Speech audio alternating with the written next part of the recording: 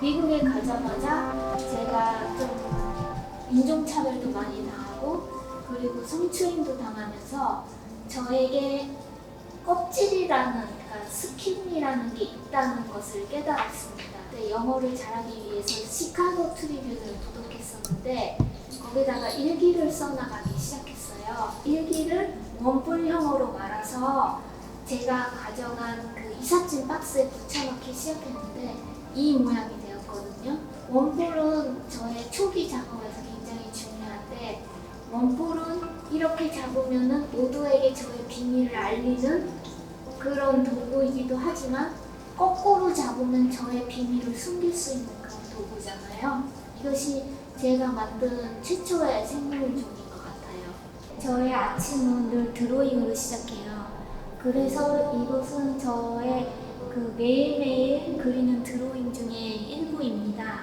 저의 생물종의 그런 부분들을 만드는 그 요소라고 할 수 있습니다. 엄청난 무한한 이미지들이 있잖아요. 저와 여러분 사이에. 근데 이 부딪히는 이미지들은 제 몸으로 들어와서 다른 몸이 돼요. 이 드로잉에 나오는 유기물들은 제 안에 기생하고 있는 제 표피에 부딪혀서 들어와서 제가 소화하고 제 몸에서 기생하고 있는 그런 몸들의 모습이에요. 저의 꿈이기도 한데 제 모든 사람들에게 제가 죽었다고 말하고 그 관 밑에 작업실을 따고 혼자 작업하고 싶어 하는 저의 영혼을 그린 그림이라고 할 수 있어요. 만약에 그 죽음에서 깨어났을 때 우리의 모습, 그래서 이런 것들도 제가 그 주파수를 맞추면서 나온 다 이미지들이에요.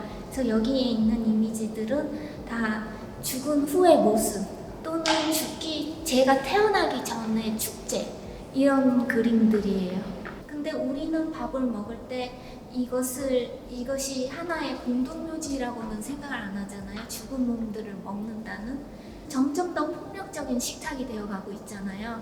그래서 저는 뭔가 퍼포먼스를 해서 다시 생물들을 재창조하는 곳에서 뭔가 우리의 그 폭력적인 이미지를 다시 재발굴하는 그런 걸 했으면 좋겠다 생각을 해서 이제 퍼포먼스를 하기로 했어요. 그리고 여기에 있는 이런 생물들은 그 생물을 하나하나 떼서 제가 학명을 붙이고 자연사 박물관에 있는 표본병 안에 이렇게 넣은 모습이에요. 제가 절에 들어가서 불화를 정말 도제 수업처럼 한 몇 년간 수행하듯이 배웠어요.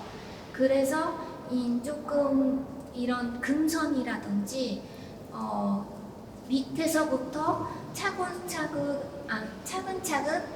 얇은 색을 올려서 색을 내는 작업이 불화 기법에 기반한 작업이에요. 이게 검은색이 아니고 원래 흰 종이에요. 그래서 이게 굉장히 레이어가 많은 그림들이에요. 레이어를 올리다 보면은 가장 끝색은 이렇게 까맣게 나오는 것 같아요. 리추얼 같기도 해요. 그래서 뭔가 그 하나하나 선을 그리고 그릴 때 다른 생각을 하게 되면은 선이 흐트러져 버려요. 도저히 그릴 수가 없거든요.